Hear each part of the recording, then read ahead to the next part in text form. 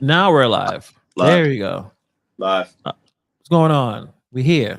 Guys, Mm. Pedro over there. My name is Hannibal. He's drinking Gatorade. Hannibal's I'm bringing drinking a mo. tonight, guys. Look, Hannibal's bringing all the energy Oh, I don't think so. Not me. It's been a tonight. long. It's never been a long day. It's the weather's actually turning pretty nice over here for the first time in a minute. So been outside for a little bit, but it's hot. Dude, Got it's to get been used to that hot. heat. I've been watching some NBA playoffs. See the Knicks are winning by 5 right now. There's 9 minutes left in the fourth. I know Hector is probably sitting there just biting his fingernails. He's getting nervous, and a lot of Knicks fans want to get you want to get both of these home games because you don't know what's going to happen in Yeah. Indiana. Yeah. The only thing Nick fans are at home standing up watching the game, throwing their Patrick Ewing jerseys at the TV every play. You know, do you think living. they still have Patrick Ewing? I mean, it's nice if that's happening because I still think Patrick Ewing is the greatest Knick player ever. Oh, really? That's a ooh, Yeah, ooh, right. ooh, ooh. Yeah, that. I mean, he didn't win a championship, so that's a Well, big. I mean, I mean, you some got would Clyde, you say got but some would say Clyde Frazier, but Ewing is the most. I never. I Yeah, wasn't alive when Clyde played, so that well, could be a little bit of that too. sure, but I Um, think I don't think you're wrong. It's just interesting to think about it because, yeah, I guess he sweated for New York City, he sweated enough. literally. I'll give it. You know what? Fair enough.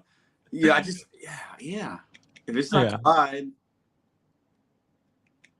yeah, Yeah, right. I mean, in terms yeah, of production, how long yeah. he tried his best, but he met Jordan, so that just and also the Pacers, which is funny now that the Pacers are Knicks. Pretty, it's interesting. It's like there's some physicality there. They bumping in a little bit, but they also like the Pacers just fast paced, man. They're just trying to drop that. They're trying to get to that ball. The They're real trying to quick, score real quick. real quick. But it's like I mean, it's back to the old Reggie Miller, Spike Lee days. You know, Oh yeah, yeah, the yeah. rivalry. Yeah. You know, I hate it. It's it. you don't like I don't Spike Lee, hate. I don't hate athletes, right? yeah. Like, or at least I don't usually hate people that I don't know. But back in that 90s, I hated him. I didn't like Mark Jackson. I didn't like him. I didn't like the Davis brothers. I couldn't stand Mark the Jackson was hate a was Nick. real. He was a Nick He first. was a next, but when Yeah, he went to Indiana, and then every time he scored, he did that stupid shoulder dance, that yeah, shimmy thing. Oh, yeah. man, but Mark those are Jackson good was times. good for a while there. I think he was.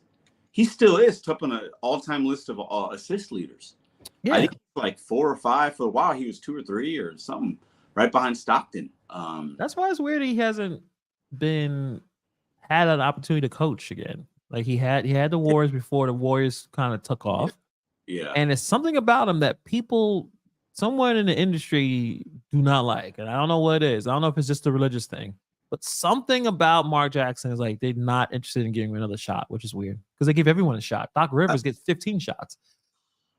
See how that turns out. Yeah, I mean, I think Mark Jackson, he's got a podcast or he's doing something. Everybody's got podcasts, but Well, it's important information right here. You have to read. This is okay. So got it. Okay, yeah, it's my family down there. All right, I literally just said good night. Anyways, yeah, fair enough.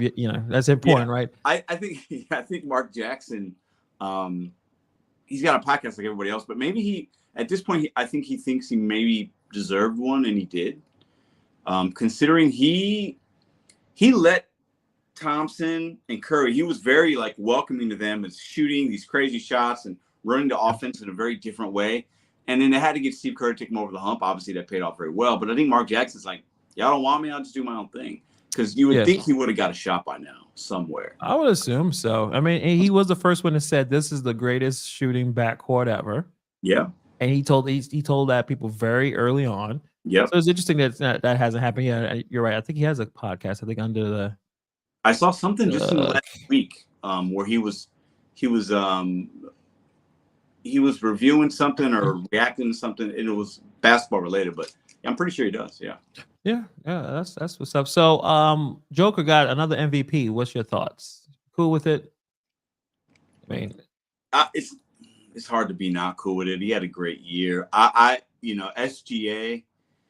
Yeah, And Shaq said MVP SGA should have won it. Yeah, and you know what? What's funny about that is I can agree with that on a lot of levels. First team in the West. He's going to be first team All NBA. He's young. He does everything right. People are saying He's not SGA, well known enough.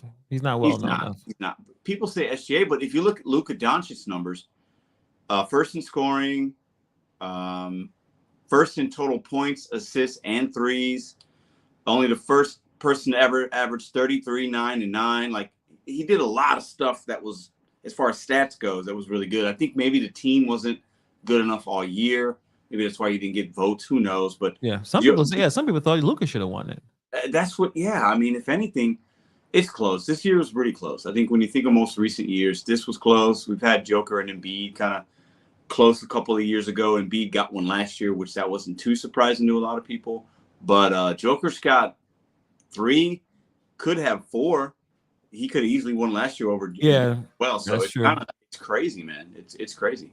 Yeah, Cliff Dog, and welcome everyone who's hanging out with us. I know it's been a minute since we got on. It's mostly Hannibal related. Hannibal is only one man. And Hannibal, I need an assistant. Clone himself. Where's the AI for that? Oh yeah, I would take it or something. But appreciate you guys for hanging out. This is one of the few pleasures of just being able to hang out and not necessarily think about work and just talk about some basketball, talk some hip hop, some random shit. But Cliff Dog said the MVP award just seems to be like a joke. Has been that way for some years. It's been weird ever since the fact that Jordan never won it every year when Jordan was clearly the best player in the league for several years, to a point where you could tell they were trying to use the MVP award as a branding tool for everyone else, right? For other players to win it when you knew Jordan. We all knew Jordan was the best player not by far, but close enough to a point where who's the best player when he was on his shit? It was Jordan. But then other people would get it. And I'm like, okay, I guess for some reason they don't want the same guy winning MVP every year. But if he's the most valuable player, then that's I think if somebody, I think we're gonna get to some of that with the rap beef tonight. So I think it's a decent segue. I'll reference it later if I can remember. But when you're expected to the level of expectation gets heightened when you're guys like LeBron and MJ and Brady, the greats, right? So even when you're doing those numbers, and it's relevant to Joker, we kind of expect it, but he's still actually getting a little bit better each year. But when you're Michael Jordan and you're just the best for basically 10 years in a row, okay, by the time he was like third year into the NBA, he was the best player. And then he went away for 2 years, came back. But those 10 years split between the two, he missed the best player. But when you have like a Barkley or a Malone that kind of has like a transcendent year. At least 1 year. If 1 year that you are destroying. Yeah. So, but even then, was it okay? What a year that you thought that that player deserved it over Jordan when Jordan was at his prime? Barkley had a really good year with the Suns. Okay. Barkley had a really good year with the Suns. Is that the year that they went to the finals? Yes, it's the year they went to the finals, and then Jordan beat them. The Barkley one to me was the most that was decent because Barkley transcended that whole city. Phoenix put him helped get him back, put him on the map. So that was the one that didn't bother me as much. But some of the other ones, the Karl Malone one was weird. Malone had a good year, but it was just a little odd. So, do you think LeBron should have had more MVPs? I think that's a fair thing to say. Mm-hmm. Yeah, I think Kobe got robbed once by Nash. Nash should have won one. Two didn't make any sense. Yeah. Right. LeBron's, you can say that for him too. He's been, good for a while. And even at times when he hasn't won, LeBron's usually second or third, right, for a lot of years. Right. But yeah, I can agree with that. Yeah. Well, my next win about 6 minutes left. Man, we'll see. Oh, now only down by 2, up by 2. And he got fouled. God damn it. All right. They've been winning when I don't watch. I swear. It's like one of those weird jinxes. Of course, it's not real. But when I'm not watching, they are winning. When I watched, they immediately, they had a lead by 8 points early in the first. And, the Pacers went on an 8-0 run. I'm like, God damn it. Let me turn this shit off. But that's basketball. It's the game of runs, man. Yeah, it was pretty annoying. But that's the one thing I just realized. when Brunson's not playing, they have no one that can score the ball. No ice, nothing. They have nothing. It's a bunch of spot up shooters, really tough minded guys. So the question is, who should come to help the team? Ideally, you want someone that actually can score on it, like can score as well as he can. Now that's hard to kind of find, but Hart can't score like him. Dante, like you need someone that can do that. Now Brooks can do it. I don't know. You need someone also that has the same level of defensive intensity because you're going to play for Tom Thibodeau. Apparently, most players do not want to play for Tom Thibodeau. No, it takes. So you have to find someone who can score and be able to handle Tom's rigorous. You have to play defense, so you're going to sit that kind of mentality. And I don't know who's available to do that. I think they picked up a really good guy from Toronto, the guy that's on the team. Oh yeah, no, he's great. No, he's pretty solid, but he's kind of fits in. But if you're talking a free agent out there that can come in, and it's not going to be a top guy that's going to leave a team because most of the top guys are going to be staying, man. And you need a bigger. You're guard heavy, so unless you're going to get rid of a guard and get another guard that's kind of grimy but can score, there's a lot of those guys. But those guys are going to want to stay in where they're at. You're not getting a Trae Young on New York. He doesn't make you better. You got Trae Young. You got a better Trae Young overall. You got Jalen Brunson actually. So I don't know who that person would be. I always thought Cat from Minnesota would be a good fit, but he might be too soft. And Minnesota's got a good thing going on, so he wouldn't want to leave them, right? I mean, and we can talk about that real quick because I remember when I say, Pedro, what do you think about the Wolves? Yeah. He was like, man, fuck that team, man. That team was trash, dog. I'm like, really? He's like, yeah, man, they ain't doing I like shit, how man. Hannibal said things that I didn't like, say. I might like, say, you know what? I don't know about them. But Hannibal's like, hey, he said, fuck them motherfuckers. He don't care about that. They're too young, man. They ain't got shit. I'm like, really? Because they have a pretty good season. He's like, nah, son. Listen, OKC's been young to me. They're 2 years away. Minnesota, I was worried because I know Cat had been out. And I don't watch a lot of Minnesota and keep up with all the Minnesota shit. But I didn't know how long or how good he'd be when he came back. And he's been really good. And then with Rudy, as long as he plays defense, it's cool. But Ant Edwards is taking a step up in the playoffs. So that to me is surprising a little bit that he's playing so good. He was always good, but damn, he's really, really good now. Like he's like outshine. Like when they swept the Suns. I know that's a big deal, but kinda. And then the way the game is going down, even without Rudy not being there in game 2, to beat up on the Nuggets. So Pedro texts me is like, yeah, man, Wolves gonna sweep. And I'm like, what the hell? What's wrong with you? You're on the hype train. And I checked the score. They were up by 30 something. I was like, oh. Next 2 games in Minnesota's gonna be amped. I would not be surprised. I'm not going with sweep, but definitely. I don't know what happened. Denver. You know what happened? Denver thinks, oh, we're down. We're good. Because I saw what the stats for the Lakers. The Lakers series, they were up. They were almost majority of the minutes of the game. Like they were winning the game. 5% of the playing time. Right. Winning. Yeah, it was something stupid like that. But the crunch time, they just pulled apart. Yeah. So I don't know if that's Denver thinking, oh, we got it. Like, no, this is a younger team. Anthony Edwards is on a different level. They play great defense, man. They got that McKenzie guy. Pretty sure it's McKenzie. I didn't know a lot about him, but learning more as I watch more. They're gonna be tough, man. It's tough. There's 4 teams that I think if they win it, I wouldn't be shocked. I put Minnesota there.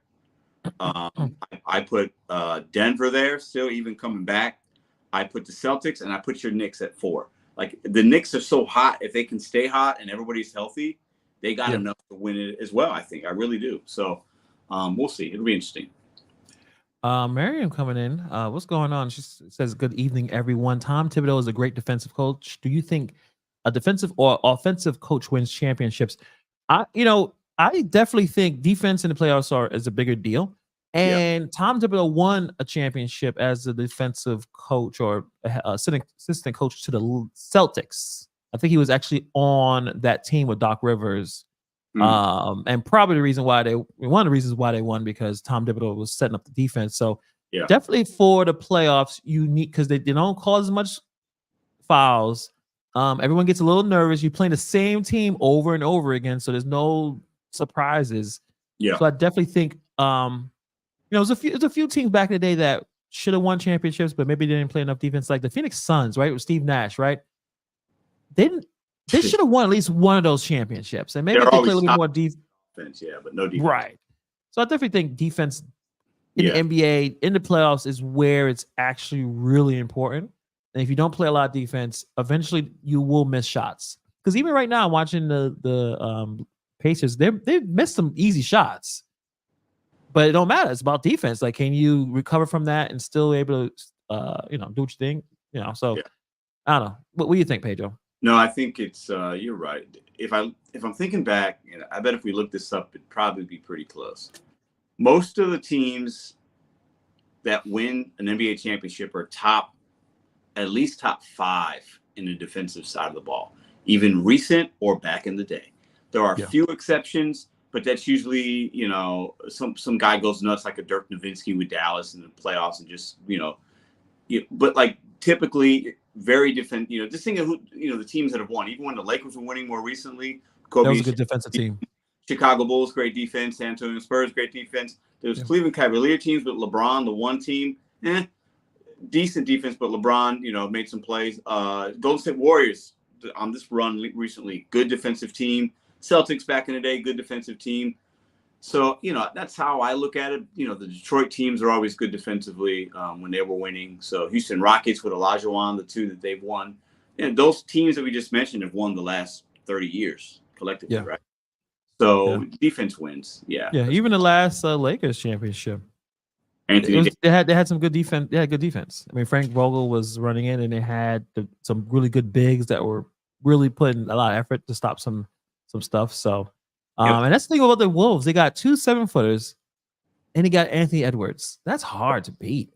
It is. Especially when he's getting off, man, and shooting hard shots, and then he's stolen people's face. He's confident. Yeah, the Wolves are a problem. They're a problem. Like my predictions probably, right now, probably Wolves and the Celtics. So that's gonna be special right there. Because I don't know. Let me ask you this: if the Knicks make it to the NBA Finals, man, are you? Dude, shut up! No. Listen, Put it out there, damn it! You're saying the Celtics you're picking the Celtics. I'm protecting my mind, protecting my. I guess when you already disqualify yourself. Like, all right, you at a bar, right? And it's big booty woman walks over there, right? Yeah, I have no shot. See, you are the exact opposite, because I'm like, if the Bulls in the playoffs, my Bulls are going. If I see that big booty bitch, I'm going to try. And those are things, right? And that's probably a way you probably should, because even if you don't make it, at least you tried, right? Yeah. No, I don't think they'll beat the Celtics. I mean, even me beyond the emotion of it. The Celtics, and people kind of forgetting it, but because they've been pretty dominant, they're really good. They're really, really good. So I would love the Knicks to be in the Eastern Conference Finals. I think that's a big deal. That has not happened since 1999. 99. Yeah. How old were you? I don't remember how old I was. I'm not going to remember. It's a great question. How old was I, man? 18 or some shit? Yeah, something like that. Yeah, we're ahead of our lives with the future ahead of us. Yeah, 17. Now look at us now, talking about basketball on YouTube. Yeah, I'm reading this comment. Derrick Rose was Vinny was more of an offensive coach, and they were playing Celtics. That series was crazy. Yep, I do remember that. Derrick Rose hitting some crazy shots, even versus Cavs. Derrick Rose. If he had better knees, he could still, he's still. Or if Tom wasn't running him into the ground. Yeah. Well, some people say he's doing that to Brunson. Yeah, I'm concerned. I am concerned because Brunson falls on the floor every 2 minutes. He's on the floor. Now, the one thing I realized that Brunson doesn't play with the same level of athleticism. He's never really flying in there trying to dunk on someone the way Rose was on crazy. You never seen someone that had the speed and the power, and Brunson's not Rose. He's not. So Brunson plays a little under the rim, kind of like a Chris Paul kind of thing. So he's stocky, he bump it, but he's always on the damn floor. He's always on the floor. Chris Paul's a good comparison. Not as good on the defensive end as Chris Paul was in his prime. Yeah. But that's a really good. Like his body, the way he, it's like Chris Paul never seemed like he was small, but he was stocky, he was strong. Yeah. Like he would hold his own. And the pace that they play, they're not super fast. They're not a right. They're not a guy, De'Aaron Fox from Sacramento or Derrick Rose. They're not a John Wall. They're not those kind of guards. Right. But similar. If anything, Brunson I think's got a better shot, but Chris Paul's a better pure point guard as far as distributing and setting the tone. Yeah, point guard, man. Yeah, point. But good comparison. I like that comparison. There's similarities. Yeah, I mean, he needs help. He needs help on the offensive end, and not to take so much time. Like I said, the usage rate is high. Yeah, when he's not playing, they're losing. I mean, I don't know what the plus minus, but I just noticed it just in this game right here. They're winning. They're still up by 5 right now. When Brunson's not playing, they don't got anybody. I mean, I think what's this is a small guard that they have, and he's okay, serviceable, but he's not. No one's gonna fear him. No. And then you got Hart and stuff, and Hart can't inbound the ball sometimes. So they definitely need to fix that, because even Randall coming back, and some people think run it back. Randall's there. Randall actually can score. He can do it. Cool, but you need another guard that can do something. So I would say I want to read this comment because it's funny. Which one? Brunson this one? Biden if he doesn't get help ASAP. Yeah, that's true. Maybe. Yeah, there's a good point. Thank you. I'll say Bobby. this about Randall though. You brought him up, and he gets a lot of crap in NY, but he was I think he was a selected All-Star this year. Didn't play because of injury or something.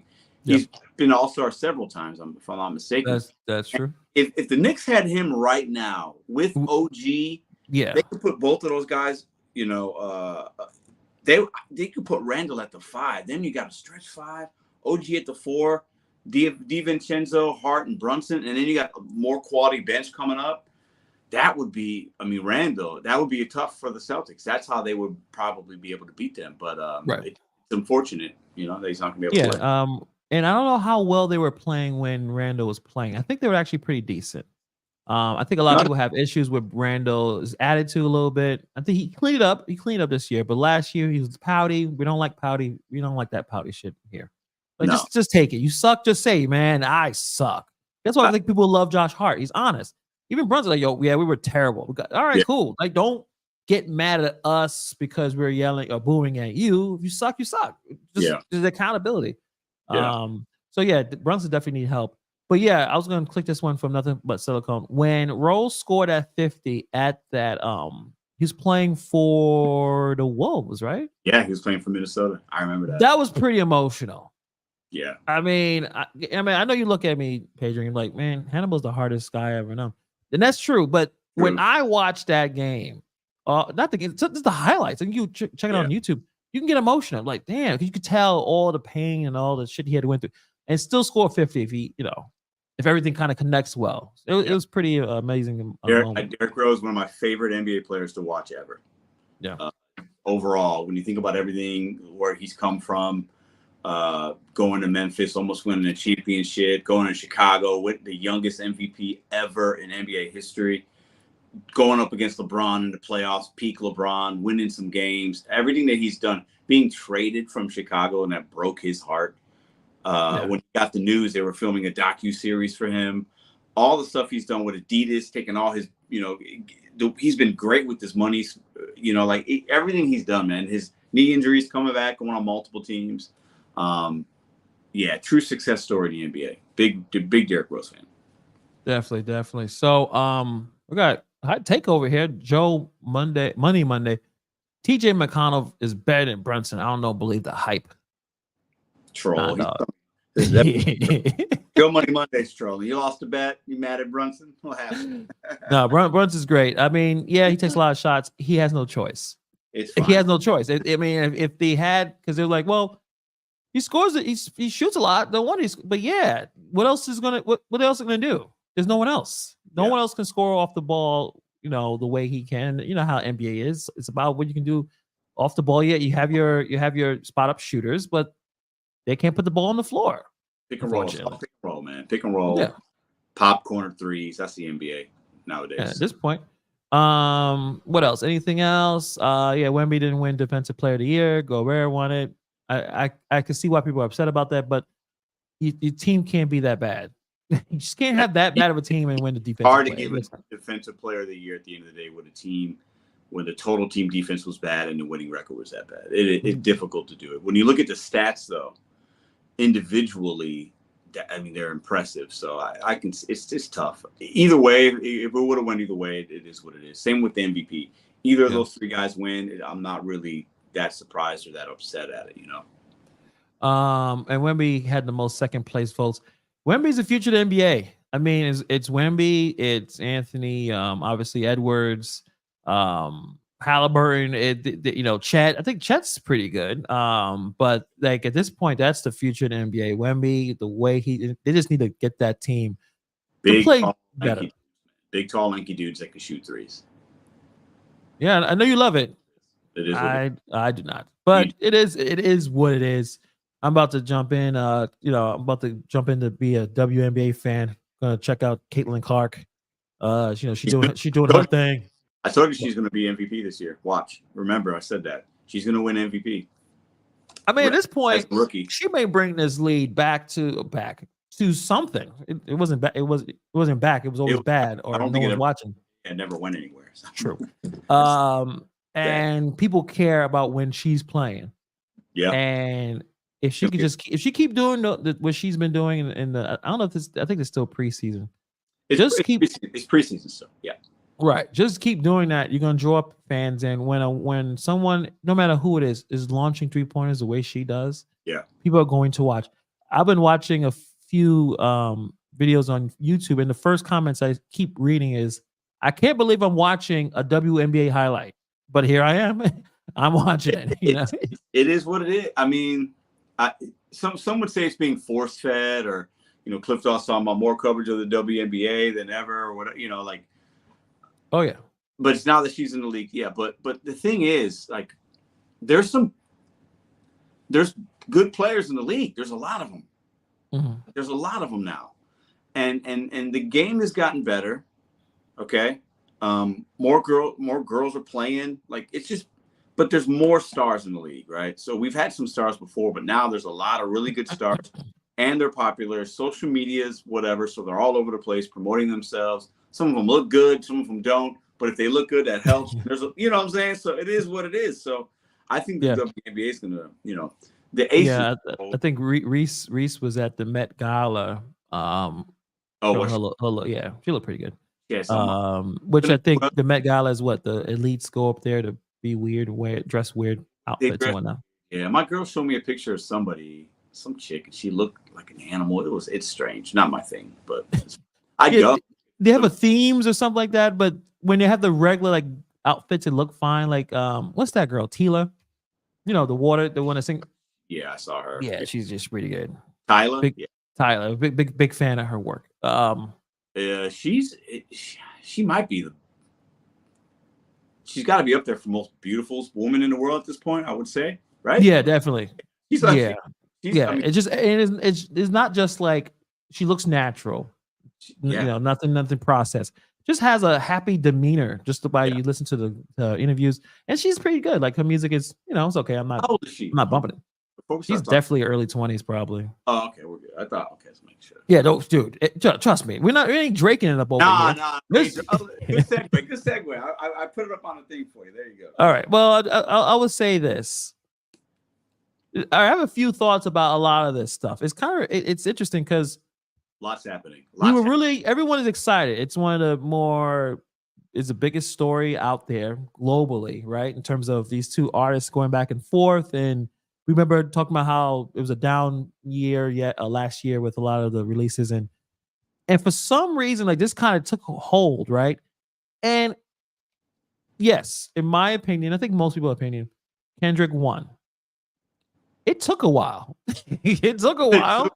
He didn't win for the first track. Yeah. You know what I mean? It took a minute. Yeah. So it went from, wow, Drake is actually holding his own. Oh, shit, Drake is winning. Oh, wait a minute. No, he's not. Holy crap. Drake is a pedo. It went from a lot of different, I'm like, oh, and then all Kendrick did was kind of say things that a lot of people already had. There's videos out there, even on YouTube, about Drake and his proclivity to talk to underage people. Creepy shit. It's a bit, it's a bit, you can call it inappropriate. Yeah. So inappropriate, good word. Some people, I saw a few YouTube videos saying Drake is done. I'm like, oh no, he isn't. Yeah, but I see all he went through this already. Fanboys saying Drake did this real, Some people still think Drake won. You know that, even after Not Like Us, which I think at that point, I think Kendrick, but some people still think Drake got it. Drake still had more better diss tracks. If you follow hip hop and you're under 30, Drake won. I think if you're over 30, Kendrick.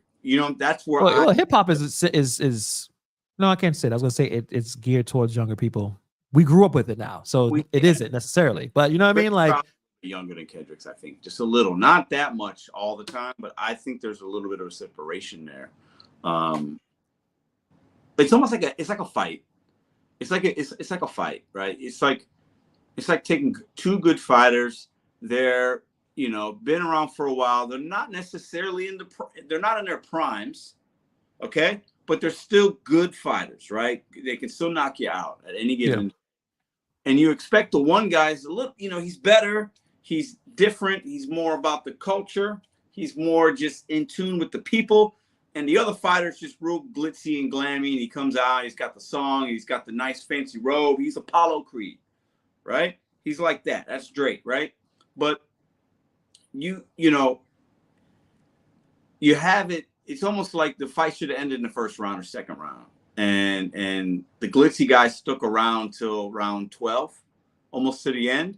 But Kendrick Lamar still won. That's kind of how I look at it. That's a great analogy. I look at it. It should have been over quicker, but Drake did hold his own. So that's why I think, to your point, you tell me, well, I kind of gave props to Drake a little because like he shouldn't even been around. Right. That's what I really thought about Lamar, how long it was going. And Kendrick saved it for a little bit. I feel like and it may have been a setup. He may have had his more devastating stuff towards the end. But I remember when Kendrick did his usually yearly thing before he releases his album. He goes and he kind of just sneak disses or just basically tell everyone I'm better than all of you. And I thought Drake is not responding to that. Drake don't need to respond to it. He's the man. He got all the money. He got all the hits. He's hanging out with St. Louis's own Sexy Red. Pregnant, Drake, not pregnant. The problem with Drake is, and to Kendrick's point, he wants everybody to like him, and he follows the trend. And that's Kendrick's. And that's Drake's business model. He's got no identity. Kendrick said it in every song. You ain't got no identity. You don't know where you can't. Don't say the N-word. Don't do this. Don't do that. You ain't, you're a culture vulture. You got no identity. You don't know who you are. You don't know your dad. You don't know this. Your mom's this. You don't know your kid. You got another kid. He's just like, you're lost, right? That's how I look at Kendrick as a whole. That's what he said to Drake, right? So when he's hanging out with Sexy Red, he proves his point, man. Sexy Red ain't shit. Come on, it's crazy. I definitely understand because that's what Drake's business model, and it's always been his business model. Kendrick said things that a lot of people either said or thought about, but Kendrick said it, and he obviously does it in a creative way that's interesting. So you're like, we all, at least I knew that, Drake rides the wave. He's been doing that for 10 years. That's why he's so successful. Anytime, and he usually he catches the wave early. So what happens is if a new artist comes in with a different style that's pretty popular, he will jump on their remix of their song. He did this with Migos. He kind of did kind of like The Weeknd, even though he doesn't sing like The Weeknd. Weeknd wasn't a big deal. So that's when Drake says, "I gave all of you guys your first hits." He's not lying. He's not wrong. A lot of these guys, they did not have the hits until he showed up on whatever features or part of the song. So like, is he riding it or is he ahead of it? When you think about that, but then you also couple it with he's got ghostwriters. Oh yeah, definitely. Yeah. Now there's a few I know for sure. This guy named Quentin Miller. It doesn't mean all his stuff's written for him. But when you've got ghostwriters and then you're also very trendy, regardless if you're starting the trend, because you can't start all trends, okay? Or you're riding the wave. Yeah. When you put those two together and that's part of his game plan, you lose certain points on the other. You lose a little bit of credibility with the culture of hip hop and like the rawness of it. You just do for me, right? It doesn't mean you can be successful. He's kind of made his own lane in some ways with hip hop and all that. And he had Lil Wayne to thank for that. Drake's nothing. No Lil Wayne. Drake is not anywhere. So, like he's always just kind of been that guy around, and he just exploited or took advantage of or very opportunities came up. He took them. Opportunities. But that's Kendrick's point, is that you're just kind of an opportunist. You're not that guy, right? But you are the face of hip hop right now to a lot of people, but that's part of the issue. I think that's what Kendrick is just kind of eating at. Right. But I will say this, I think, let's get into J. Cole, because you asked me, and I've heard it from other people, I've seen people talk about it. Did J. Cole win this beef by just not being on it? I don't know if he won. Well, Dylan, like, is he the ultimate winner in this? Is he the man of peace right now? I think you know what? Yes, I believe so. I believe that J. Cole took a hit by backing out. It looked bad. People made fun of him. The game still made fun of him. I'm still kind of disappointed in not going back, but I think he knew something was going to happen. I think either he probably talked to Drake, and Drake either mentioned what he had, what he's going to do, or he just knew. I'm sure these guys are all in the industry. They all know the same producers. They all know the same business partners. And J. Cole probably thought, I'm not going to talk about someone's kids. I'm not going to talk about someone's past. I'm not going to bring up these type of things. On the song First Person Shooter, I basically say all three of us are kind of running things. Yeah. And now, I think it was a smart move. I go with Cliff Dog right here. I think it was a smart move. I think he was not interested into doing that. Not going the way they were doing it. I think it would just kept it on straight lyrics and bars, and maybe Helium Basterian. Yeah, it's too much. It's too much messiness. It's the low cowish type of thing where you realize, okay, I'm hanging out doing content and YouTubers, and then there's a few YouTubers saying some weird shit, and then you're in panels with them, you're arguing. You got to think about, do you want to still stay here and do this, or maybe move on to something else? Yeah, let me read Cliff's comment. So, it's a smart move. Actually, his name doesn't get attached to the pedo stuff and the wife beating. So it's almost like, he let Nas down. Yeah, I mean, it's almost like Cole coming and not being a part of it tells me he knew some of the stuff that both of these guys would be able to have and they would say. And he knew both of these guys were maybe at a point now where they were like gonna go petty and make it personal. And go low. Yeah. Spot. He's like, you know what? If this was just about lyrics and gamemanship and I'm better and this is why, but we're not going to take it personal, J. Cole might have stayed. But I think he knew, with being around Drake, going on tour, right? Knowing how Drake would troll and be petty and how Kendrick probably ain't going to be for that, he didn't want the messiness. Because it is, at this point now, it's been good, but it's reached the height. Unless somebody else does something crazy, and I don't expect that. Now it's just like it's almost been too much. It's like, I mean, it is too much. There's been a security guard at Drake's crib got shot up. Like now, and I know it's not from Kendrick.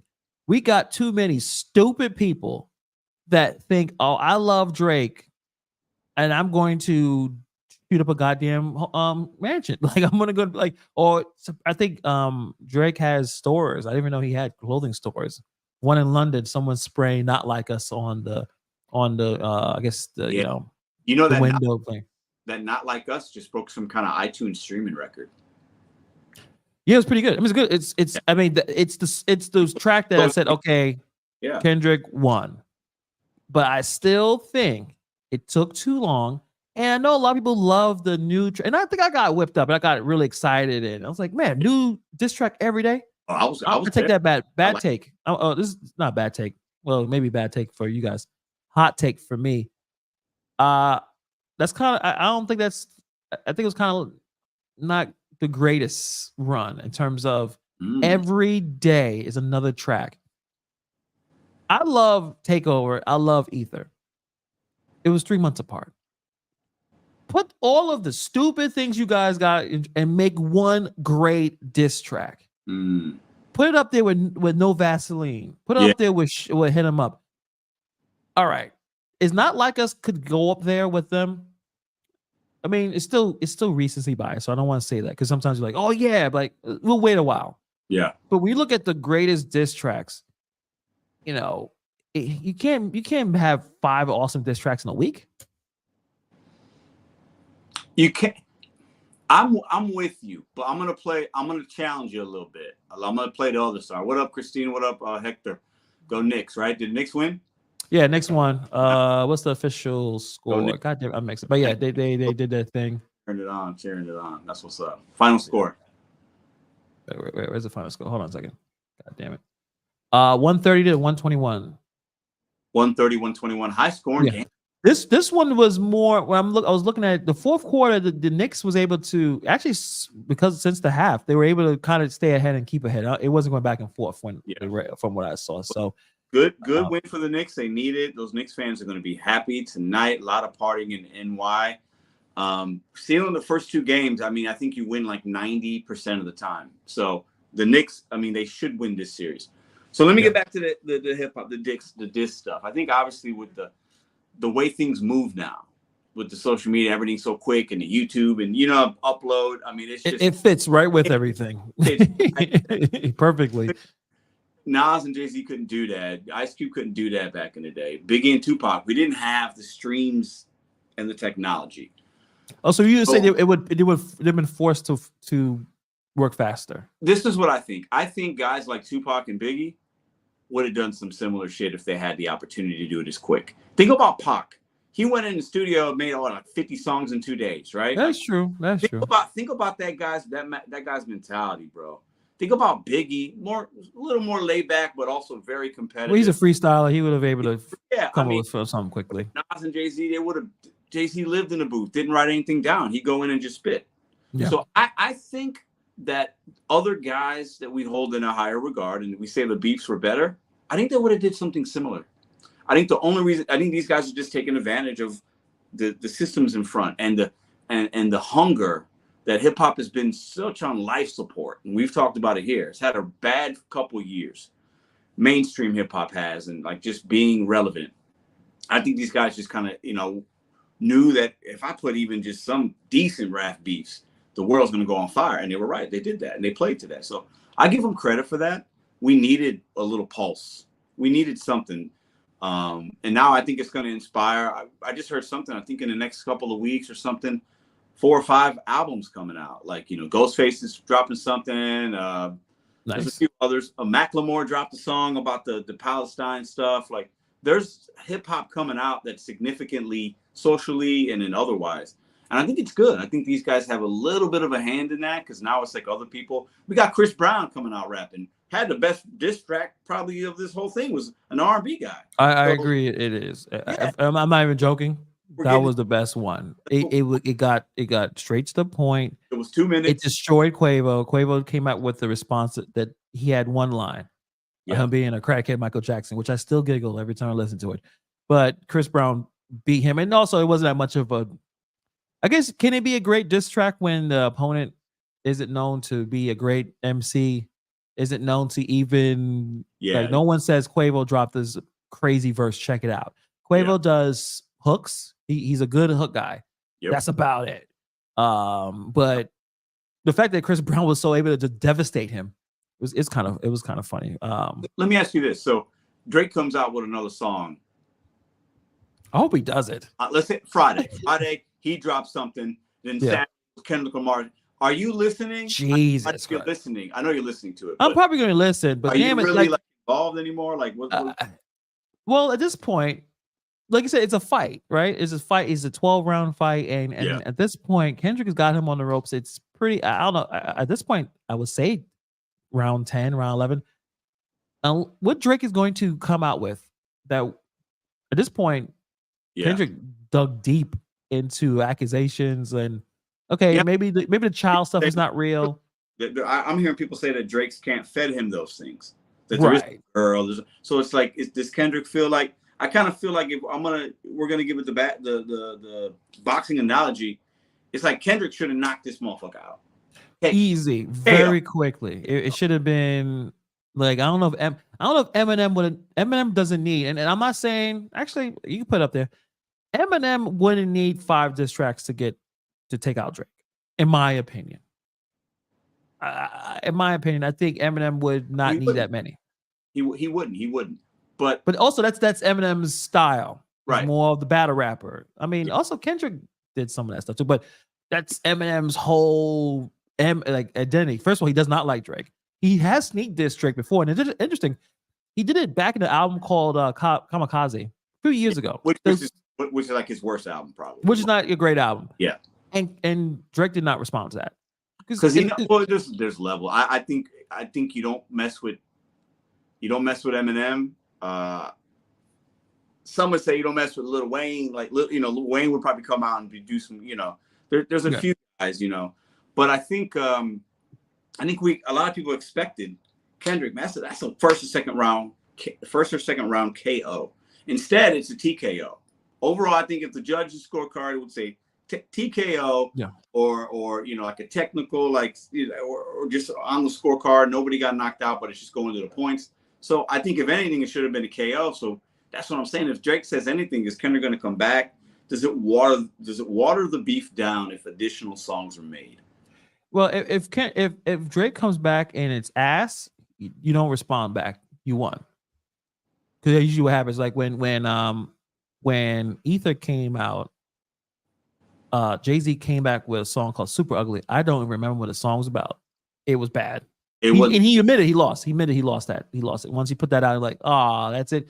Nas didn't need to come back with another song. That's it. That's interesting about hip hop and some of the diss tracks. But they've each had other little lines here and there, though. Right. Some sneaky stuff. Yeah. But in terms of blatant diss track, if you come in weak after you've been destroyed, the guy who won don't need to make another song, where we all kind of realize, okay, so maybe Drake comes back with one. But I think Drake needs to chill out on talking to underage people. Need to chill out with that. Stop. Don't Diddy. No Diddy around here. Weird. I don't know if he's that level. I think if it was something when it came out, I think he's like you said earlier, what Kendrick said, he wants to be liked by too many people. Yeah. Stop doing that. Stop. Keep your circle a little smaller. Make good music. I forgot. BBL Drizzy. So Metro Boomin came with like the first, I guess, response. I've heard of the slogan. I don't know what is there a song? You never heard the song? It's not a song, it's the beat. It's a beat. Oh, okay. No, and I've seen this BBL Drizzy. I didn't know what they were kind of referencing. Oh, okay. So I think Euphoria, Drake said, Metro Boomin, go make some drums. Like he just said, like, shut up and make some drums. Right? Yeah, he did. So Metro made a beat. I'll put it on. Maybe it's kind of, I like it. It's kind of funny. It's like I never heard someone a producer comes back out with a diss. Usually, because he's not gonna rap, but no, he should. But let me I'll put it on real quick. Let's see. I was listening to it earlier today too.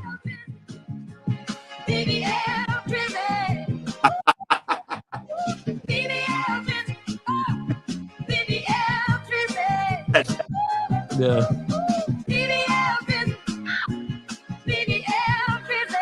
I like how these. I'm thicker than a snicker. I'm thicker than a ninja. Don't act like you don't know me. These hands deserve a trophy. Baby, it ain't no mystery. Got the best BBL in history. This cake will make you show up. I know you've seen it glow up. That's BBL. That's appropriate.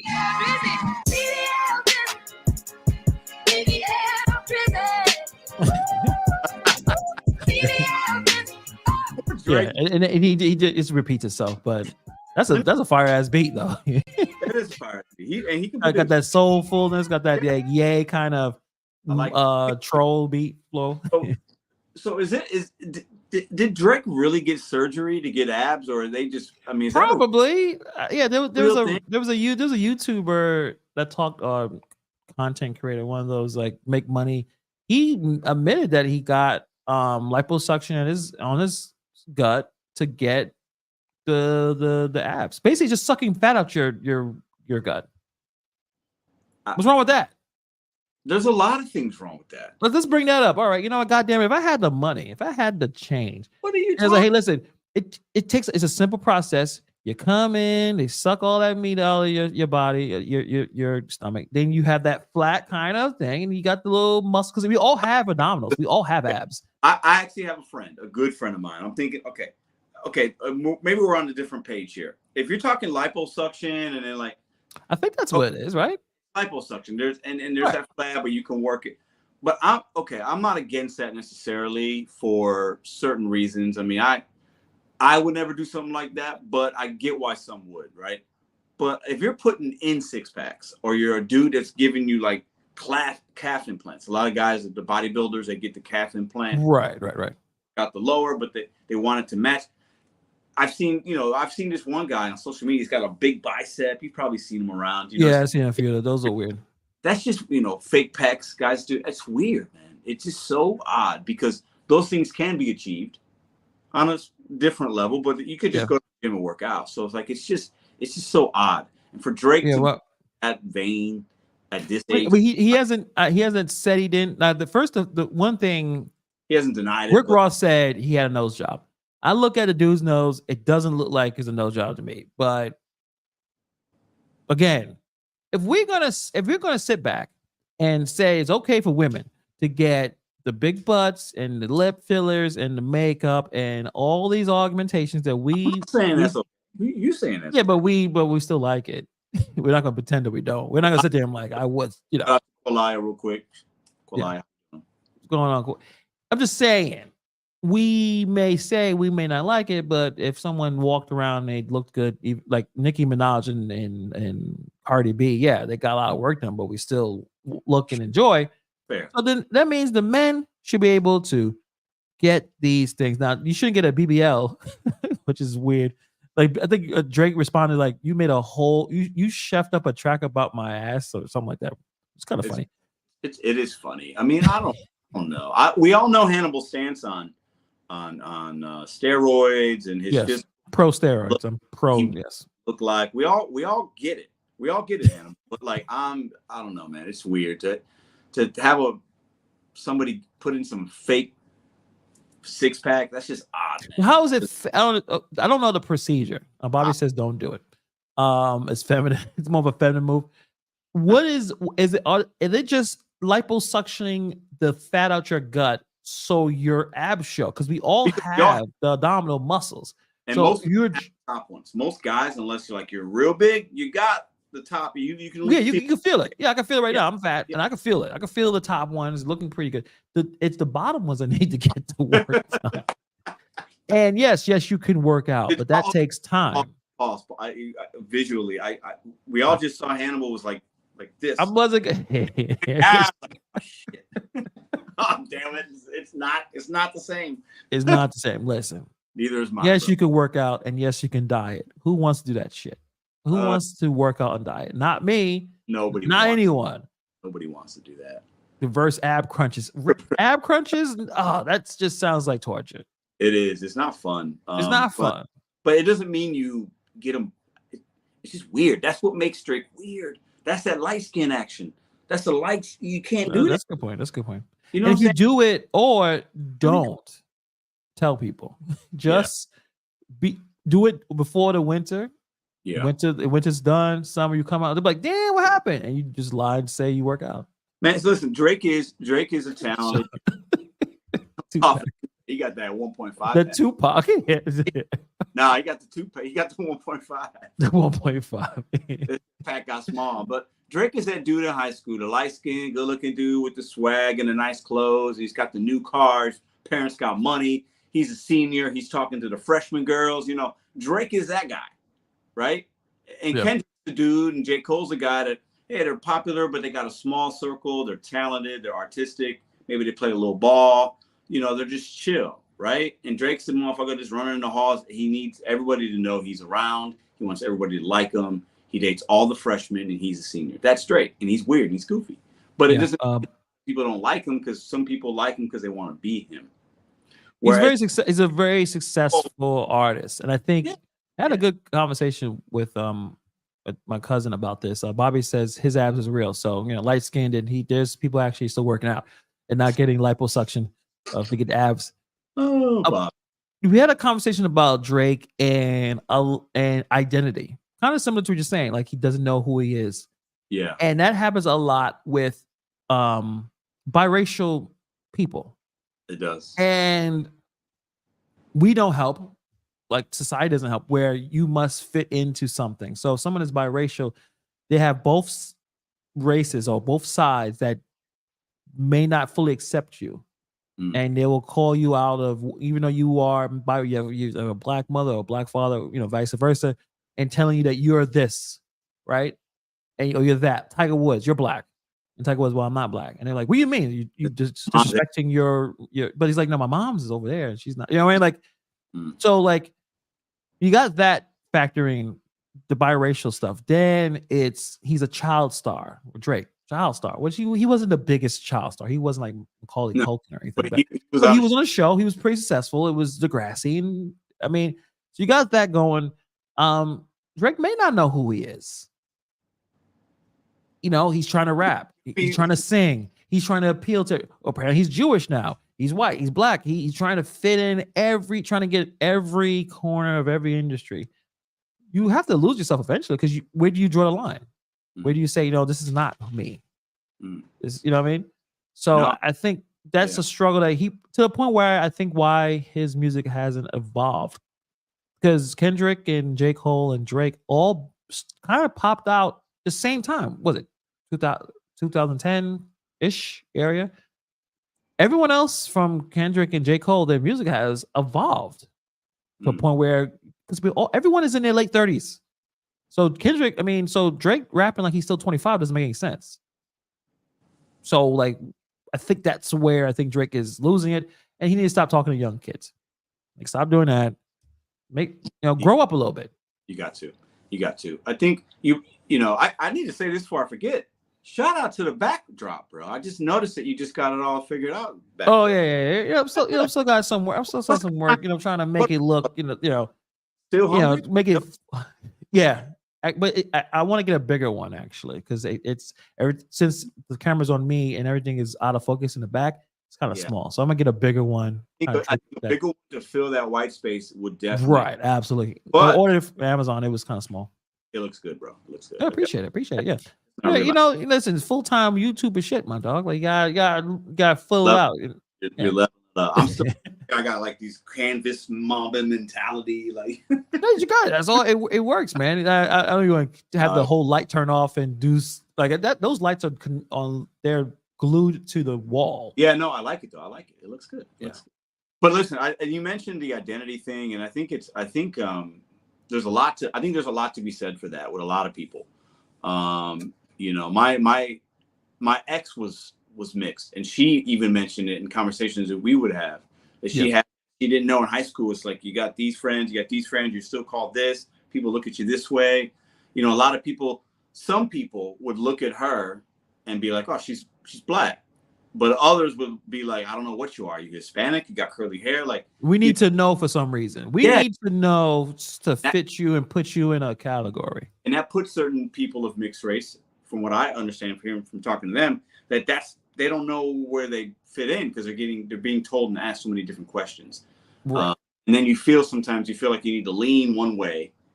Absolutely.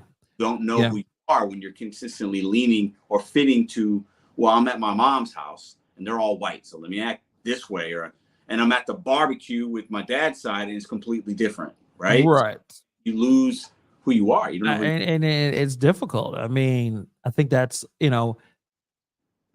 also I've noticed that some kind of, not necessarily activists, but there's certain people that will act extra militant about their side in terms of, like, talking about racism. Sometimes it's kind of stuck because they're biracial. They think I need to be more on trying to save the black people yes, that's the perfect, overcompensating because of their situation. Or it may not be. What up, that's a you would hope so, but I would tell you there's probably, and I'm sure you know this, Bobby. There's people out here that are over 25 and still are trying to find their way. Especially what happened with the last 4 years. The last 4 years have devastated a lot of people, a lot of young people, especially teenagers, young adults, trying to figure it out. Yeah. And you have that, and especially whatever situations you have other than that, you're lost a little bit. You know. I mean, I'm lost sometimes still. I'm 42 years old, man. I don't know. Of course. Like, no one ever has like everything. You know what's funny? Growing up, I'm Puerto Rican, right? Mother and father both born in the island of Puerto Rico. But in high school, I knew one other Puerto Rican. One. And he went to a different high school. So like I was always like, people are like, "Are you Mexican?" I'm like, I ain't Mexican. I would be offended when I was younger. Like, I'm not Mexican. Like, not that I should have been offended, but I'm young. I'm like, nah, that's not what I am. Right. So I have these white friends, and then they think I'm Mexican. My black group of friends, like they were like, "Oh, you're Puerto Rican, man. You're kind of like one of us. Let's talk hip hop. You play ball." Like, so I always I had like these different friend circles, right? And I always acted who I was, but there's a sense of like, if you don't have like representation of your environment at your school or wherever, right, or your teammate, you tend to try to figure out, okay, what do I with these people? Do I need to pick a side? Do I not? And we're social creatures, so we kind of want to belong. A lot of us pretend that we're lone wolves, and I don't need anyone. No, that's not true. That's not true. You want to have a group. So like, okay, what group can I participate in that we have a similar likes or similar cultural? What feels right, Right. And if you can't find that, you are a little lost a little bit, and then you're trying to figure it out. Bobby says he listened to too much Public Enemy. Yeah. But Pen Man was shit though. That was listen, man. I mean, we fantastic. need that because Macklemore made a song. Did you hear it? No, but you look like a person that would listen to Macklemore. So tell me about it. You're the Macklemore expert. Tell me about it. It was sent to me actually today, and I listened to almost all of it. He's talking about Thrift Store was cool. Yeah, he's talking about what's going on socially. All these protests at these Ivy League colleges and universities, and it's a big topic, and stuff like that. I'm not abreast. I don't know a lot about it, but I know it's happening, right? But my buddy hit me up and said, "Did you listen to this?" And he's like, me and him and also big Nas fans. He goes, "Why hasn't Nas said something? We need, where's Tupac? Like, this is our, in hip hop, we got Macklemore talking about these things and nobody else is." So it's just kind of ironic. I don't know. We're in a place. I mean, we don't have that political consciousness rap anymore. It is. Or not like Public Enemy. That's why I reference it. We don't. I don't know why. We definitely were more conscious back in the 90s. Everything is more corporate. They're not pushing it. The people who run these labels, who run these corporations, have agendas, guys. We're not going to say who's running it. Don't want to get canceled, but you know who they are. I know. So would they push any music criticizing anything that's what's going on over there? Probably not. If it is, there's songs released. You have to find it. It's not going to be pushed on Spotify. You should listen to Macklemore when we're done here for a minute. I like Thrift Store. I feel like Macklemore's career, he's still a very successful and very successful rapper, but him winning the best album of the year over Kendrick, that was weird. It kind of stunted him to a point people didn't want to check for him anymore. And I think it actually bothered him because he knew that album should have won it. I think he apologized on basically. Yeah, apologized. Yeah, he didn't feel right. I feel like a lot of people didn't. And also, after he dropped that, which apparently was a really good album, where'd he go? He made his money and he's like, now you come back talking about bounce. So y'all check out Macklemore. I mean, Thrift Store was good. What's the other one? Can't Stop Us, Can't Hold Us. Was it? I don't know. I mean, I heard the song. I know it would be him, but I don't know the name. I don't follow him like that. That song. The other song, not Thrift Store. The other song, you hear it in arenas. They play it a lot because it's kind of like an upbeat song, gets you going. You're right, and it's more recent than Thrift Store. It came out after. It could be the same album. No, not the same album. I don't know. I don't know. I mean, I'll look it up later. Bobby, I know you're a big Public Enemy fan. Are you a big Macklemore fan? Tell us if that song that we're talking about, Can't Stop Us or Can't Hold Us. I think it's Can't Hold Us. Did that come out during the thrift store? Bobby may know. I don't know. Who knows? I can't. I mean, Bobby, are you biracial? Then you let us know because you know both of them. Bobby said he was light skinned, so I guess maybe. Oh, you light skin? Maybe not. I mean, Pedro's full, but also Pedro he embraces all races. Obviously, his girlfriend is white, so he can't be racist. If they're green, it literally doesn't. If they're green, well, is it like the guy? Green. Yeah, fine, green, purple, whatever. I don't care. You don't see race. Oh, I see race, but I see. You see ass. Yeah, I see all of it. I see everything. Yeah, I got no problem. That's a good line. All right. It makes sense. Like I don't see color, but I see ass. Well, that makes sense. Ass ain't got no color. It's got a shape. You know what? I want to, every once in a while I show you some really weird old videos of rap songs, right? So this one this one escaped me. I didn't see this until literally maybe today. Yeah. And this YouTube video is 14 years old. And again, I always find all this stupid, dumb rap songs or goofy YouTube videos. And I can't believe I missed this one. I totally missed it. This is 14 years old. Now you think I'm gonna let you listen to it. And by listening to it, you know that this guy was ahead of his time. Because the shit that he was rapping 14 years ago is kind of the shit they were doing a little after that. But it's a goofy song. It's not nothing to. This is not Kendrick. It's not Macklemore, but I think you like goofy shit. You like the cool, goofy. Oh yeah, I like laughing. Yeah, man. I like listen. That. Yeah. My whole life is goofy shit. But yeah, have you heard this song before? I don't know. Let me see. It looks familiar. That thumbnail looks familiar. Okay, so I've never heard this one. So maybe you heard it. Okay, so let me play it.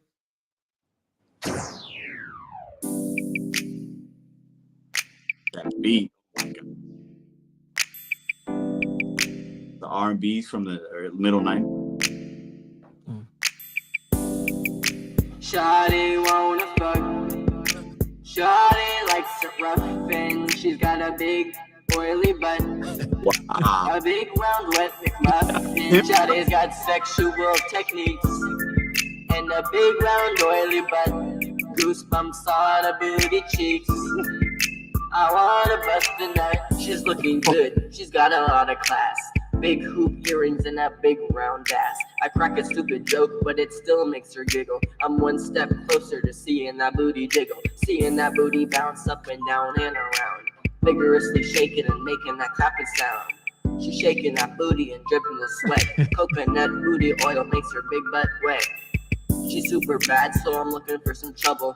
Booty looking like a big round wet bubble. Baby got back. Baby got a big round butt I wanna smack. Baby got oil dripping down her booty crack. I'm hungry for that booty, baby, give me a snack. I pour a cold glass of water on her big round butt. I makes her get the goosebumps so I can bust a nut. His voice, yeah. They have a remastered version if you guys are interested in the channel. I can't see how many. I'm gonna. Got millions. What was that?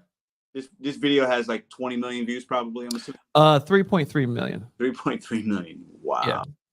Yeah. Is that well? That's hilarious.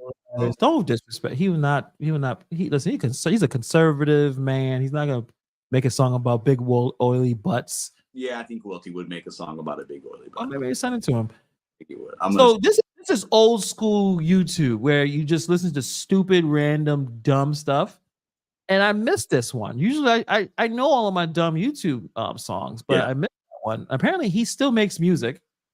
It's called Maxi Boy. And all of his songs are about big butts. Bobby says it gets a lot of approval. Yeah, I mean the internet, I think when YouTube, I mean there's still cringy stuff out now, I guess. I don't watch but it's not the same. Like old YouTube is in my opinion, the best YouTube because they weren't chasing the algorithm the way, well, at least I'll say I'm chasing because money's involved and we're trying to get paid. We're not going to waste our time. But back then they just made dumb shit and it got but crazy. it hit. Yeah. It don't work that way anymore. It hit though, but sometimes they make only one video or maybe two. Like they weren't building channels necessarily off of it. No, yeah, it was a little bit. The algorithm didn't. Now it's not based on sub count. It's based on the topic and the recommendation. Yeah. But yeah, I can't believe I missed that. That's one of those videos because I watch certain little things on YouTube too. Then the algorithm will just push you. It'll be midnight, and then you blink an eye. It's fucking 2 a.m. and you just watch 50 videos about pumpkins. You know what I'm saying? Like just stupid shit. You know what I'm saying? Like it's crazy. YouTube recommend that video to me. So maybe YouTube do know what I like. They're like, listen, he's gonna like this shit. Just put this there. And I clicked it. And first of all, the thumbnail looks ridiculous. Like, what is he doing? He's holding up a drink. I mean, YouTube, maybe we give YouTube some shit, but they definitely know how to recommend stuff. Hannibal, I hate to be the bearer of bad news. And I'm going to make you look really silly, okay? YouTube and Google are the same. So if they're recommending big booty songs to you, Mr. Hannibal, it's because your Google search engine. Oh, damn, I got to clear my history. Clean it up, son. Clean it up, man. It still freaks me out by talking about something. Will like, or what happens, what I will do is I will look at a thumbnail, a picture on YouTube, like someone community post, and then I will go to Google and start typing it, and it will like finish my sentence. Yeah, well, it's crazy. So it's not necessarily just, it's about what you're seeing on your phone. Yeah. But yeah, Corey D, you said I should clear my history and cache it. Yeah, I probably should. Listen, I'm gonna share a story with you real quick, 30 seconds. My girl Madison is a big fan of this other actress, this particular actress. She just loves her, like how she looks, likes her movies and shows, whatever. So I'm at a grocery store, and this particular actress is on a can of like an energy drink can, like a Celsius or something. So I take a picture of the girl on the can, and I send it to my girl. Like, hey, here's your chick. Have a great day, right? Just making her smile, right? For the next week, this just happened a couple weeks ago. My YouTube was filled with videos of that actress, and I had never put her search engine bar, but just from taking that picture, that it gave me that content. So it looks like this AI stuff that they're now just giving us to use was stuff that they already had. Yeah. In terms of image, like ChatGPT, you can send it to an image and upload it, and they'll tell you what the image is about. It's crazy. They'll tell you what it is about. Yeah. So, and also, I think YouTube has admitted that the search and the way they recommend videos is based on thumbnail. So that's why they say you should put a famous person on a thumbnail, because someone will click it, because obviously they may know that person. Yeah. So yeah, the fact that Google or whatever, they're listening, Koala is definitely right. They listen and track everything. So how do you get out of that? You have a cell phone. You have no other choice. It's not bad. This actress is very beautiful, so it's okay that she's in my feed every once in a while. But you wasn't going your way to want to watch her shit. I clicked on one video. I'm not clicking on all the videos, you know. All right, Pedro just told himself. So you click the video. You should not have clicked the video. This ain't no point. It's not like a big. No? It's fine. Well, clearly I need to clear my history, but you need to clear your big booty. Well, they appreciate. Wait. Well, hold on. They know I appreciate hip hop in all of its forms. That was definitely a Drake-ish kind of track. Oh, no. It's goofier stuff that he has, but I'm not gonna. That's not hip hop. No, that's not hip hop. That's not hip hop. 2 a.m. with a white. You didn't hear? You said what? You didn't hear that line about? He says a joke, make her giggle, so later on he can see that booty wiggle and bust a nut and all those. All right, well, all right. When you say it like that, it's pretty gross. Repeating his. I love joke rap. All right, so what I'm gonna do? I'm going to recommend a rapper, and Pedro's gonna talk about on Monday. His name is Zach Fox. I'm gonna drop you some really good music. And so don't be a snob. Like everything can't be Picasso. Everything can be, Beethoven. All right. I know you look at Nas and everything else is trash. All right, cool. You have, sometimes you gotta go to McDonald's and enjoy a cheeseburger. It's okay. It's all right. You don't have to always have 5-star accommodations, great steak, roof Chris. Like, we can't afford that. We're broke. Real classy, Hannibal. You call me bougie is real classy, brother. All right. I know it's funny. Yeah, it is kind of funny, but kind of makes sense. It's good. Giggity says I get recommended to watch a lady do gardening in a. Why did I read this out loud? He got you. It's you have listen, Hannibal. How long we had to show? Giggity, you have to pre-read before you read out loud. Okay, it's just what we got to do here. First of all, Giggity, the best part of this is I don't even like vegetables. That's the best.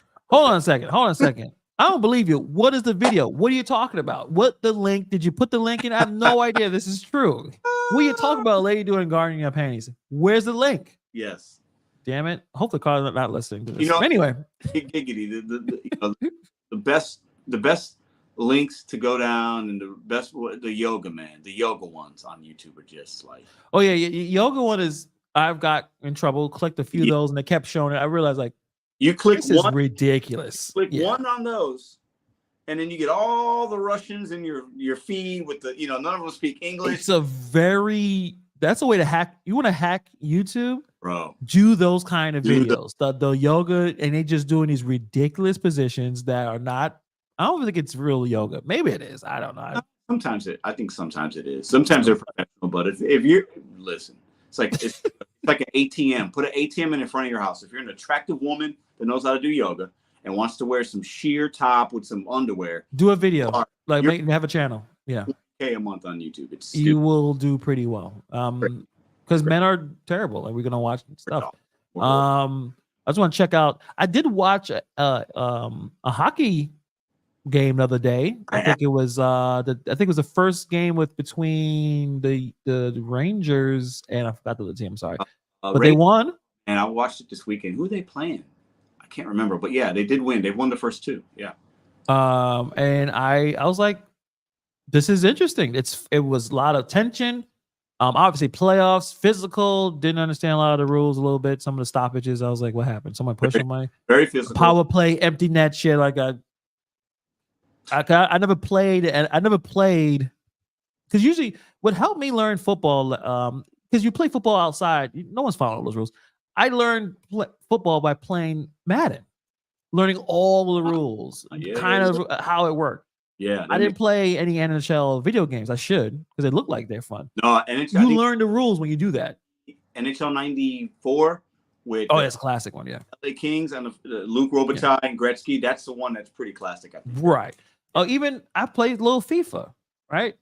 You learn offsides because it's very important to learn that. You're like, okay, you learn how the certain things, certain strategies. So, I haven't played too much hockey, but I did enjoy. I was at the bar watching the Rangers play, and I was like, "This is pretty fun." I know they're in the playoffs. I don't know if they're going to be favored. I don't know if they're favored to win. They're anything. They're 2-0 now, so they're favored to win, and they're in the second round, so they could make it. The Rangers could make it to their conference finals, and so could the Knicks. They're both up 2-0. That'd be. So they're playing against the Hurricanes, Carolina Hurricanes, the Canes. Yes. And the team that won last year got kicked out the first round. Yeah. I think, which is. Apparently they did that before. So they win, and then the next year they get kicked out the first round, which I just tell laid over. They're just tired. If the Rangers and Knicks win, and this would happen, and they both win up the championships of their cities for their sports teams, and New York wins both NHL and basketball. It's never happened in the history of New York. That city is already trying to self-erupt. That would self-erupt. You wouldn't hear the end of it. Hector would never stop talking. Shit. It'd be nuts. If they won, and people love the Rangers. I didn't realize that because now I live amongst your girlfriend's people. They love this shit. They got all of some in the bar. Everyone has the fucking jerseys. They wave in the towel. And I was like, holy shit, people actually like this. All right. Because I'm hanging out with the dudes in the block. They watch basketball. They don't watch hockey. They don't know what the fuck's going on with the Rangers. Pause for a second. Hold up. Hold on. Okay, go ahead. Bobby, what are you saying? Best video, Blades of Steel, all the hockey I know. I never heard of Blades of Steel. I gotta look that up. What's a Blades of Steel? Blades of Steel.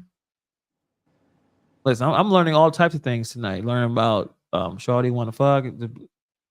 You going way back. This is NES. This is I had my first console was the regular Nintendo, the NES, and I got it when I was 4.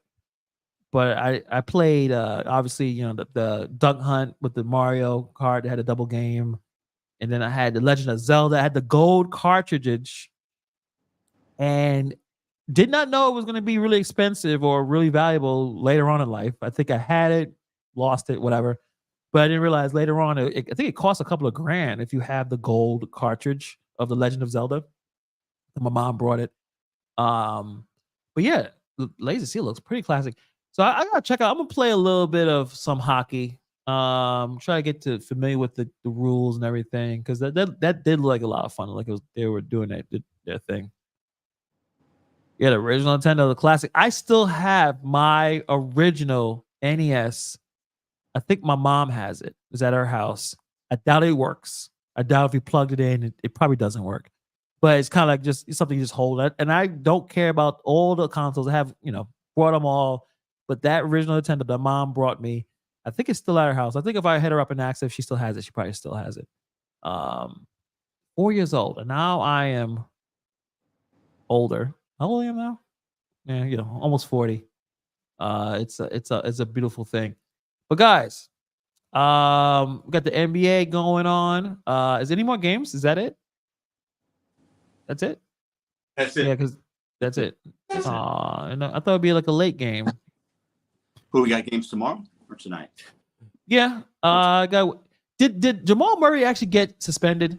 No, I don't. Last one. Okay, that was a problem too. Sometimes on social media, everyone wants to make like joke memes or news articles, and you got like, is this real? Is this fake? Like, because everyone's trying to be funny, trying to like the Onion, but he didn't get. I don't think so. What he did though, he would have got suspended if somebody got hurt.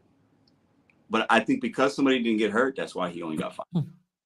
You can't throw objects as a player onto the court. It doesn't work, especially in proximity. Somebody could have really hurt themselves. They could have changed the whole complexity of that series. But you know, he got fined hefty. You get fined over 6 figures. That's a lot of money. I don't care. $100,000. So like, just chill out. He's not that kind of guy, but I understand. You know, you got to chill out. It doesn't look like.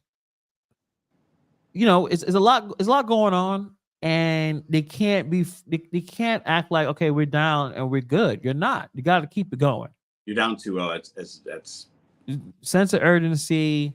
The lack of that lack of days low. We'll just, you're not playing the Lakers. You're playing a young, hungry team. So hopefully, all right. So, you know, I haven't bet any games on the playoffs so far. But if I want to jump in right now.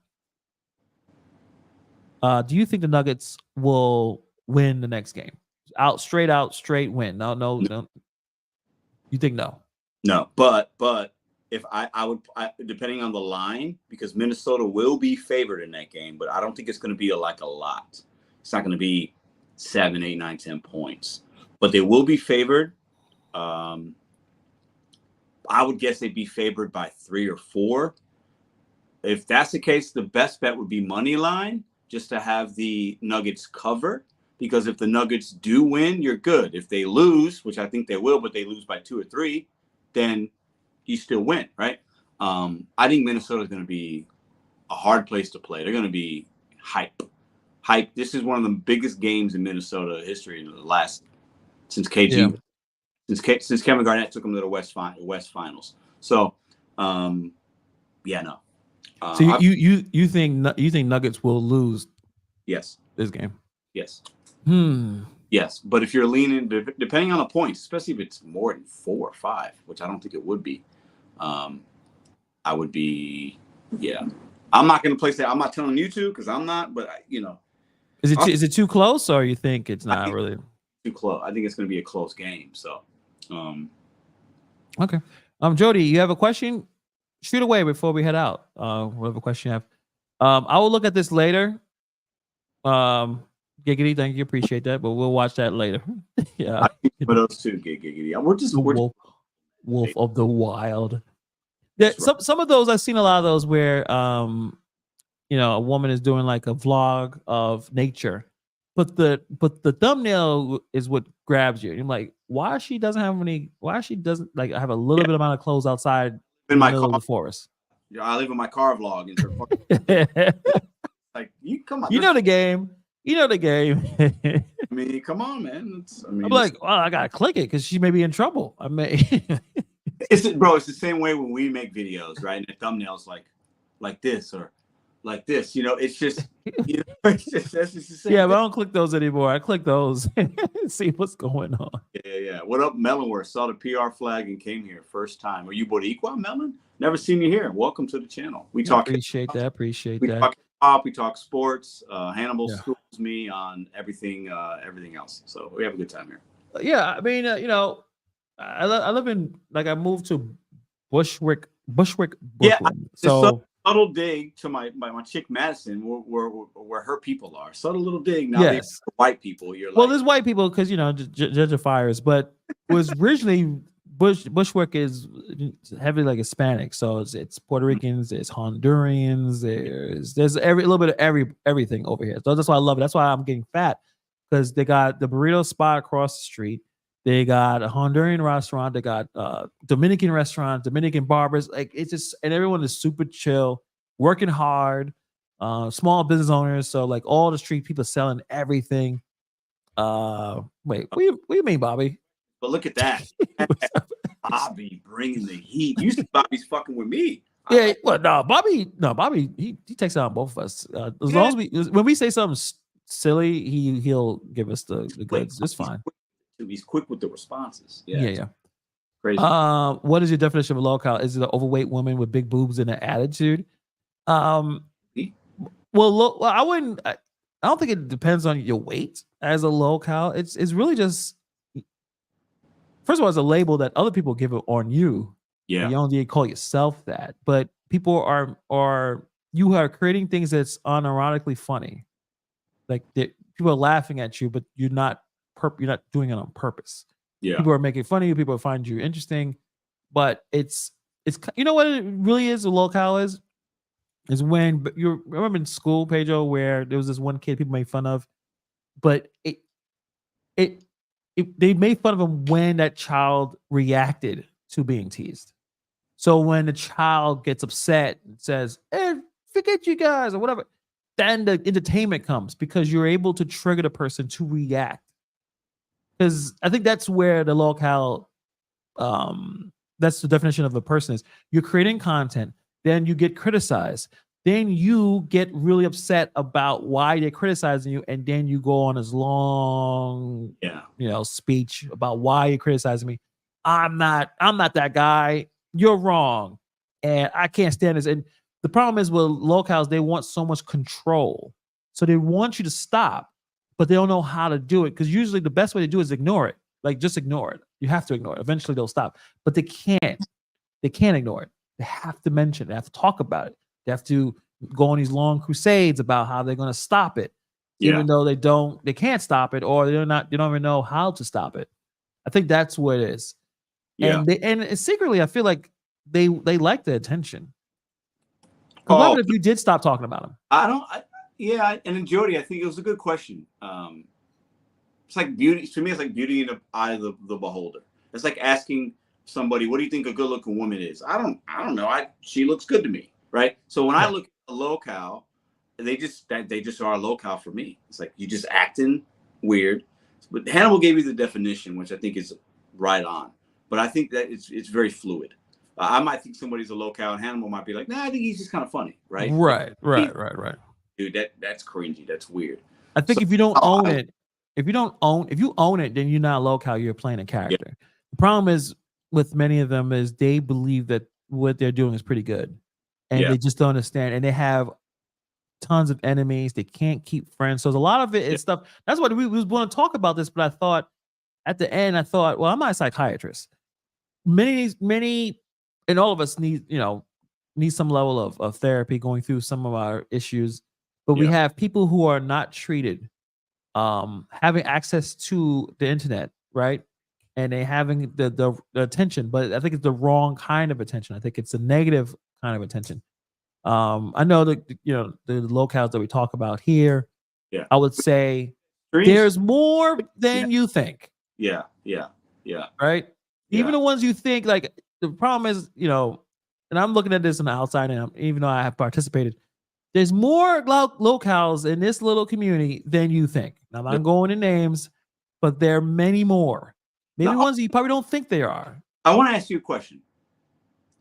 I think some people come to YouTube to be a content creator there's many reasons. You can come in strictly business. You can come in strictly, hey, I want to have fun. I have information to provide. You can come in because you're lonely and you want connection with people and you don't have that in your life. All three reasons are okay. It's YouTube. You make it what you want it to be, right? Absolutely, yeah. But I do.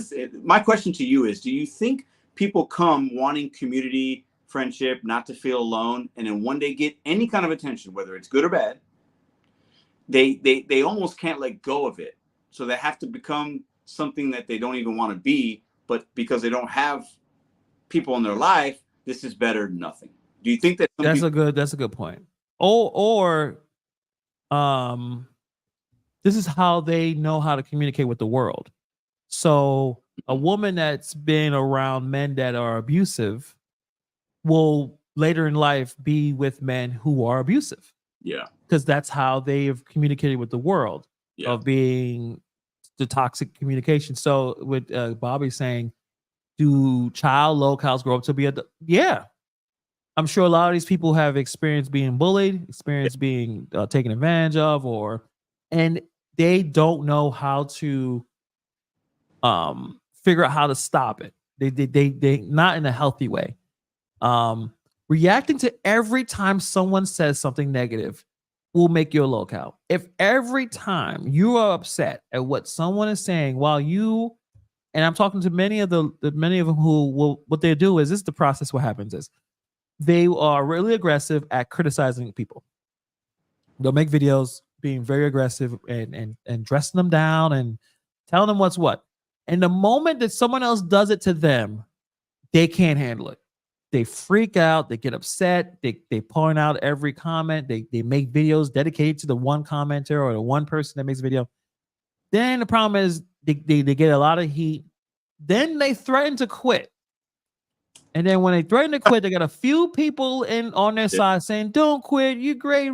And then they threaten it, but they come back, and then the cycle just keeps continuing. It was the same locale, but a different person, different characters. It doesn't matter. They all have the same routine, the same circle. See, listen, I appreciate, what I love about our relationship in this channel is, we agree on a lot, but then we have things where we have to balance each other out. You're very measured, and you're, saying you said earlier, I'm not a psychiatrist, so maybe we don't need to do that. We don't want to talk to. I'll say their names, Dennis and Eli, right? We don't want to try to give these guys therapy, right?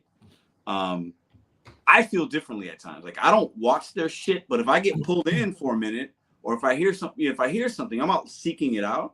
But like if I happen to see something through whatever channel or media or whatever, then it makes me, because I still have that pettiness in me, it makes me want to say something and try to help these dudes because they're so stupid. Like I just can't, sometimes I can't help it. I don't know. It's been a long time since I've thought about and whatever, and then we're gonna do a stream, and now it's like, do we even need to? Because these guys, ain't nobody saving these locales. We're not saving these guys, because it's going back to what I said earlier. This is the only attention they're getting. Yeah. So it's sad. It's very sad. Yeah. So it is what it is. I think and also the numbers don't lie. So when they're in the battle with people, they get more views. Yeah. They're probably making $100, $200 a month or a few $100. So you're stuck with this. Well, if I don't do this, no one cares. You just said $100 or $200 a month. Let me tell you something, bro. Hannibal here, sneak dissing, okay, like Kendrick Lamar. Let me tell you, if you're on YouTube every day for numbers of years and you do content every day, multiple videos, and you're only making $100 a month, you need to stop you need to stop making videos. Let me be blunt with you guys. So go ahead. Sorry. No, my girl text said, Hey, are you sleeping? Oh, I forgot you're doing a lot of Pedro. My bad. A lot of people. What? A I lot. don't think she, I don't think she typed it correctly. I forgot you're doing a lot of Pedro. I'm not doing a lot of Pedro. Anyways, Is she sneak dissing, bro? What's going I on? think she's trying to sneak this. Yeah, Dang. trying to disrespect us. What's that beef? So yeah, I think you're right. Obviously, if you're spending a lot of time on, you spend a lot of time on YouTube and you're not getting traction, it means you should stop doing. The strategy isn't working. Try a different strategy. But these people don't want to. They don't want to. Well, it's because, like I said earlier, they've built community of people that follow them that hate watch or right entertainment watch, and they think they're giving out advice or they're being cute or they're being funny, and they're not. But they can't lose. They can't stop being that new person that really they didn't know their locales, but it just comes out because that's who they are. They don't have self-awareness to realize it, but they can't give it up because nobody would watch the stuff that they really want to do. And that, they could change it, but trying to change your niche is hard, and some people don't want to do it. A lot of channels don't want to change it. But you know, but like if you're getting money, even like you said, it's not a lot, but if you're getting money and then you try to do something different, you get no money. What would you rather do? Let me tell you this right now. I'm not making videos I don't want to make. That's not me. If I'm making $100 a month, there's no way. That's not. If I'm making one video a month that's recorded, maybe. But like, I'm not going live for. But this is who they are. So 30. it's going back to saying this is how they communicate to the world. Yeah. So if I'm telling them, you know what, you should really stop. Like I think if you want to be truly successful, like if you want to really do well on YouTube, follow people who do really well on YouTube. You don't have to look at none of us. Follow people who are really doing well. They're not doing what most of them are doing. Yeah. They're not making videos about one guy that pissed them off that day. Yeah. Oh, if they are, they're very extremely creative with it. Because you're making content for the majority of the subscriber base. You're making a video for maybe 100 people tops, right? And the Google SEO is not gonna help you out if 100 people watch. Right. And because even if your views are 500 views on a video, it's because those same 100 watched it a few times. So it's not, it's weird. YouTube's weird, but I don't know. The locales, man, they're fascinating, interesting people. We need them in our lives to make us chuckle. So also, don't follow this channel as a reference. So I know a lot of people may even, because I know that's one thing Eli used to throw out. Patreon Hannibal channel. They did it. They're like, all right, well, we spend an hour or two a week. Go look at other channels. They won't. Of course they won't. It's even me. I'm looking at my channel. I'm like, Jesus Christ, this is ridiculous. So like we know what we're talking about. But it is what it is. Am I going to talk about it all the time? I know right now. I think Eli said he's going to quit. I've heard this already. Yeah. So the cycle changes. What happens? I think he got too caught up. I think too much information is brought out. He's probably embarrassed. He's upset. Ever since he lost that court case, he's been really upset. And he's threatening with the I quit thing. He wants a few people to send him a message, send him an email, or drop a comment. Don't leave, Eli. You're needed. You're a great person. Blah blah. And then he'll come back, and the cycle continues. Great point. The next thumbnail will say, "I'm back and never leaving again." Yeah. Pedro, you talk shit about me. Let's go one-on-one, bro. Let's go one on your main channel, not this shit. On your main channel, not this shit. Yeah, that because you want, it's crazy. And listen, yeah. I could do that on a Wednesday or something and have him on and totally just make him look. Don't do it. Don't leave him alone. Don't do that. That would be really like low of me because I wouldn't, but I know I could because I know some people would like it and I can embarrass them. But like I'm really not an asshole. I'm actually a nice dude. But yeah, he wants that attention really bad. Yeah. What's going on, Planet Mondo? I'm pretty impressed by how many people donate to hate. I mean, and that's the thing. I wouldn't do that. Like I'm not, but things are doing pretty well. If things weren't doing pretty well, maybe I would. I mean, I'm not stupid. Money's money, but I guess I'm blessed. I don't have to do that. Yeah. Spend that much time talking about him. Because he is interesting, he's not that interesting. No, I will dedicate. I mean, that much time to. We were 10K a month on this channel by talking about locales, and me and Hannibal were each making 5K, we'd be talking about Yeah, I get it. Yes, but that's yeah. not the reality of the situation. No, it's very few channels I think that make that kind. There are channels that talk about YouTubers, their rise and fall. Yeah. That niche does pretty well, but they're talking about a lot of people, not just Eli. He don't push the needle enough for you to make, but $500 a week. That's not bad. Oh no, But I'm good. I'm not. I know, Pedro. Pedro may listen to some offers, some sponsorships.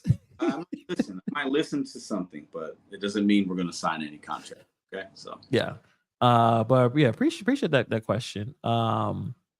Yeah, and on a serious note, if you are, and I think I talked when I asked Dennis that question, like, are you happy after you finish making a video? Like after this video, I'm feeling good, chilling out.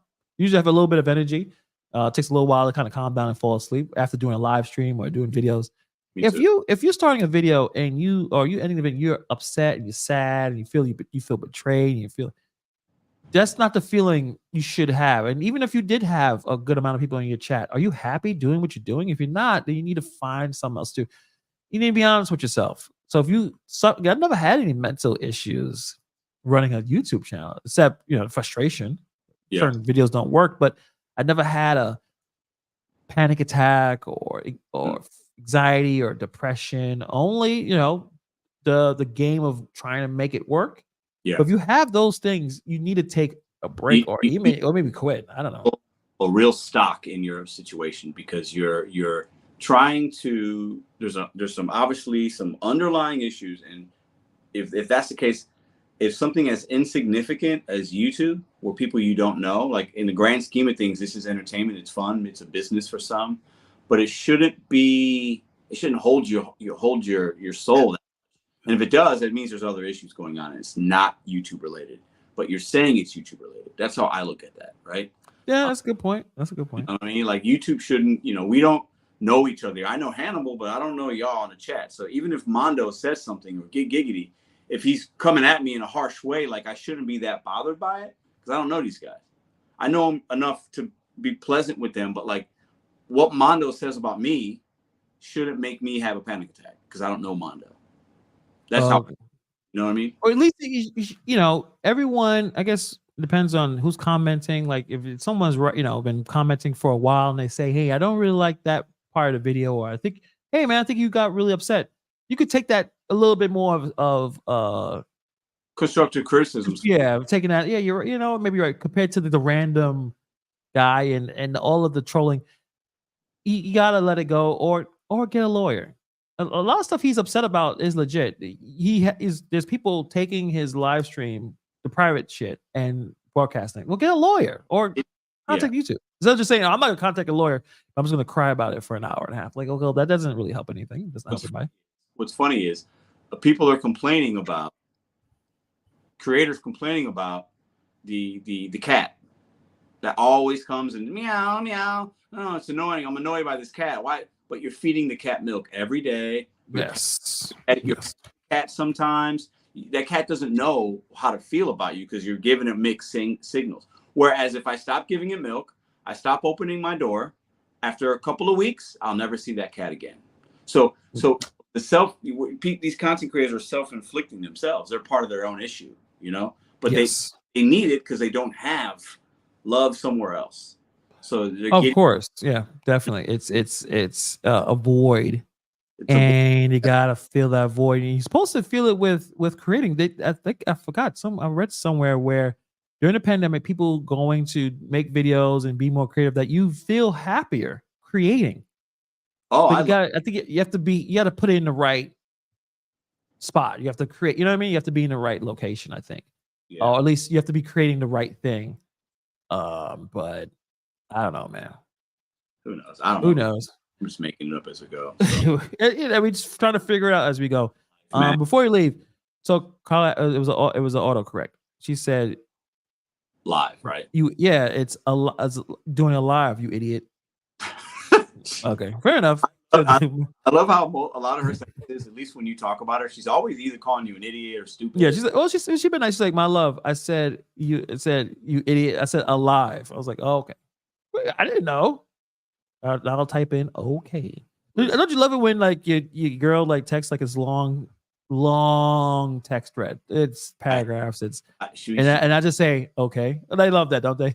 Bro, I'm out doing my thing, and she doesn't do it often, but she'll long text message thing, and I know it's long. I call her immediately. What's up? I can't read all that. Like I just he's one of those. I can't stand you either. Ruby needs this for school, or I need to do this, or I don't like you either. Don't. If I text you, don't call me. I'm not reading. This is an emergency. Yeah, something's happening. Oh, I can't text back, but don't call. A caller does that too. It's annoying. Anyway, we won't talk about how much we don't like our significant others right now. We're gonna head out of here. I like, and you're always bagging on yours. I know, and I'm still here. So what that means? I don't know what the fuck I'm talking about. But I know, guys. Enjoy the rest of the week. Enjoy the weekend. I'm not gonna forget. I'm gonna send a bunch of songs to Pedro because he needs some funny comedy, some funny rapping. He wants the best out of the best. Like we're gonna give him some McDonald's for this weekend to listen to. So if it's trash, I'm gonna say it. I'm just letting you know. It's not good, but it's funny. All right, we'll see. All right, guys. Enjoy the rest of your night. We'll talk to you later. Peace.